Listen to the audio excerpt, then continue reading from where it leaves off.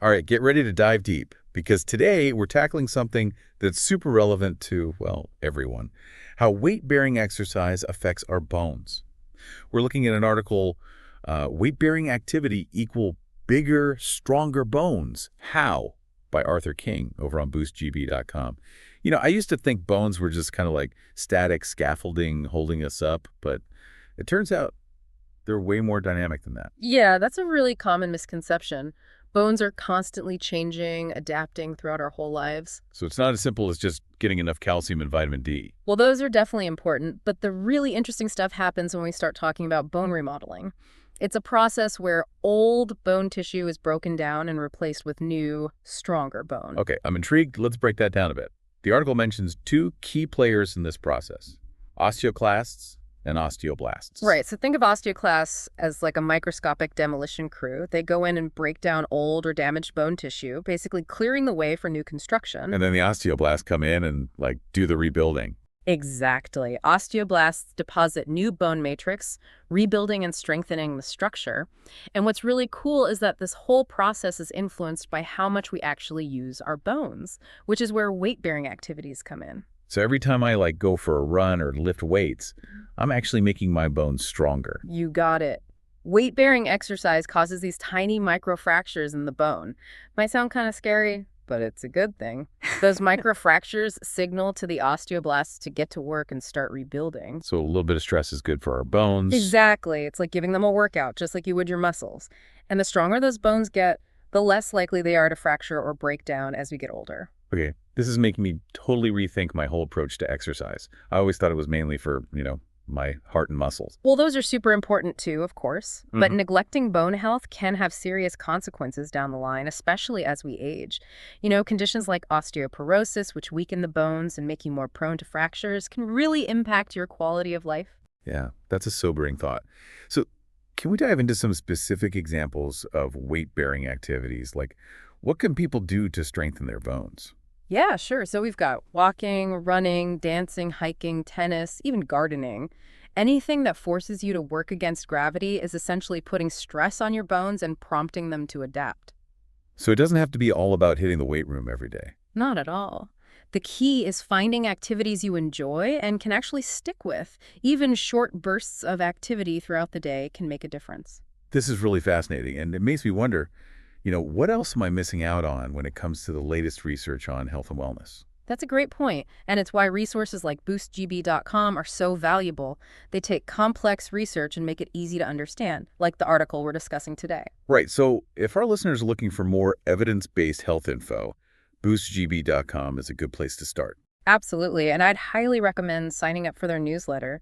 They send out tons of fascinating insights, practical tips, summaries of the latest research, all straight to your inbox. They're all about making research that matters accessible, which I think is so important these days. Yeah, that sounds fantastic. Okay, so let's get back to the science of bone health for a minute. I'm a little confused by the difference between bone modeling and bone remodeling. The article makes it sound like they're different processes. Yeah, you're right. They are distinct. So bone modeling mainly happens when you're a kid, shaping your bones as you grow. So, like laying the foundation for a strong skeleton. Exactly. As we grow, our muscles develop, our body size changes, and our bones need to adapt and reshape. That's what bone modeling does and makes sure our bones can handle those increasing demands. And this reshaping happens through what the article calls modeling drifts. Precisely. It's like imagine a sculptor carefully shaping a piece of clay, adjusting the size, shape, and even position of the bones. Pretty remarkable, right? Yeah, it is. So if bone modeling is all about shaping the bones as we grow, then what is bone remodeling? Bone remodeling is the ongoing maintenance process that continues throughout our lives. It's where those osteoclasts and osteoblasts we talked about come in. They're constantly breaking down old bone tissue and replacing it with new. So even after we've, stopped growing, our bones are still renewing themselves. Exactly. Think of it like a city that's always under construction. Old buildings are demolished and new ones are built in their place. That's how our bones stay healthy and strong enough to handle all the stresses and strains of daily life. That's amazing. I had no idea. I never realized how dynamic and active our bones actually are. It's pretty incredible, isn't it? And what's even more fascinating is that this whole remodeling process is heavily influenced by, you guessed it, weight-bearing activities. So how we move or don't move can actually affect the strength and health of our bones. Absolutely. Think about it this way. If you don't use it, you lose it. It's the same with our bones. If we're not regularly doing things that challenge them, they'll weaken over time. That makes sense. But what about people who might have limitations or injuries that make those weight-bearing activities difficult, or there are modifications they can do, or alternatives? Those are excellent questions, and that actually leads us perfectly into the next part of our deep dive, where we'll explore the different types of weight-bearing activities and how to adapt them to different needs and circumstances. Okay, I'm definitely ready to learn more. This is already so much more insightful than I expected. We're just getting started. The world of bone health is full of amazing discoveries. But before we dive into those specific types of activities, I want to highlight one more important thing. Okay, what's that? This information we're talking about today, it's not just buried in some, complicated scientific journal. It's been made accessible by BoostGB.com, where we found this article. Oh yeah, the website that makes research that matters accessible. Exactly. They're all about making sure everyone can benefit from the latest research, no matter their background or expertise. That's fantastic. It can be so overwhelming to try and navigate all the health research out there on your own. Totally agree. That's what makes resources like BoostGB.com so valuable. They cut through the noise and provide clear, concise explanations backed by solid research. So our listeners should definitely check out BoostGB.com if they want to dive deeper into this topic or explore other health insights. For sure. And here's a pro tip. Sign up for their newsletter. You'll get regular updates on all the latest research delivered right to your inbox. Sounds like a great way to stay informed and make healthier choices. Absolutely. Knowledge is power, especially when it comes to our health. Well said. Oh, Okay, I'm ready to get into the specifics of weight-bearing activities and how to make them part of our lives. let's do it. But first, let's take a second to appreciate how incredible our skeletal system is. It's truly a marvel of engineering. It really is. All right, so let's get into some specific weight-bearing activities and how you can actually make them work for you. Yeah, because I gotta admit, when I hear weight-bearing, I immediately think, like, gym time. And while I do like to work out, I'm curious about, what else counts. Yeah, you're not the only one. A lot of people think weight-bearing automatically equals, like, heavy weights, but it's way more than that. Okay, so, like, what are some examples that might surprise people? Well, first off, let's talk about walking. I feel like it's often overlooked, but it's a really great weight-bearing exercise, and almost anyone can do it. Yeah, I can already hear some people thinking, walking? Seriously? I know, right? It seems too simple. But remember those microfractures we talked about? Even walking at a moderate pace, it creates enough impact to stimulate those osteoblasts and get the bone remodeling going. So all those casual walks I take are actually doing my bones some good. Exactly. And if you want to make it even more intense, you can try power walking or hiking on uneven terrain or even just adding some hills to your route. Makes sense. And what about other stuff like dancing? Oh, dancing is another great one. It's not just weight bearing, it also helps with balance and coordination, which can be really helpful in preventing falls, especially as we age. Yeah, falls are a big concern for bone health, especially later in life. So that's a great bonus. Exactly. And we can't forget about things like gardening and yard work. They might not seem like traditional exercise, but all that digging and lifting and carrying, it definitely stresses your bones. Yeah, it's like a sneaky workout in disguise. Right. Plus you get some fresh air and sunshine while you're at it. Speaking of sneaky workouts, have you ever thought about taking the stairs instead of the elevator? Ugh, yeah, guilty as charged. I usually take the elevator, especially if I'm in a rush. Well, maybe next time, try challenging yourself to take the stairs. It might not seem like a lot, but those few flights, they add up over time. It's an easy way to fit some more weight-bearing exercise into your day. I like it. I'm starting to see how you can easily sneak in these bone-boosting activities throughout the day. Yeah, it's all about being mindful and making those little choices. But don't worry, if you're someone who prefers, structured workouts, there are tons of options. Like what?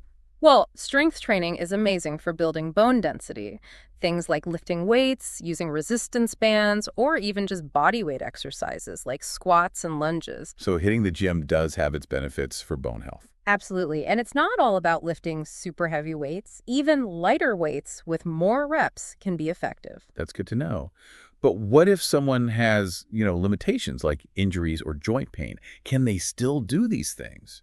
That's a really good point, and the answer is yes. There are almost always modifications you can make.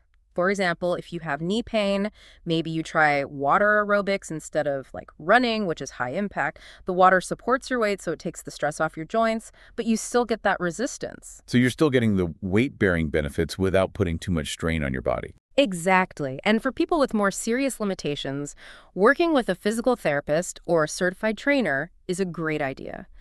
They can help you create a safe and effective plan that's tailored to your needs. So it sounds like there really is something for everyone when it comes to weight-bearing exercise. Totally. It's all about finding activities that you enjoy, that work with your lifestyle, and that you can actually do consistently. And remember, it's never too late to get started. Yeah, even if someone hasn't been prioritizing weight-bearing activities in the past, they can still make changes and see improvements. Absolutely. Our bones are super adaptable, and even small changes can make a big difference over time.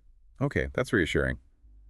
You know, speaking of changes, I'd love to hear a little bit more about BoostGB.com and the resources they have. You mentioned their newsletter earlier, which sounds like a great way to stay up to date with all this health research. Oh, it's fantastic. They do a really awesome job of finding and summarizing all the latest research, and they make it so easy to understand and actually use in your life. So it's not just like a bunch of technical jargon. Not at all. They break things down into bite-sized pieces using simple language and examples that everyone can relate to. Cool. And it's not only about bone health, right? They cover other stuff too. Yeah, definitely. They have articles, infographics, quizzes, even a community forum where you can connect with other people who are into health. Wow, it sounds like a one-stop shop for evidence-based health information. It's definitely worth checking out, especially if you want a source you can trust. I'm sold. I'm signing up for their newsletter after this, for sure. I'm always trying to learn more and make healthier choices. I highly recommend it. It's a great resource for anyone who wants to take control of their health and well-being. Love that. Hmm? Okay, this conversation has been so eye-opening for me.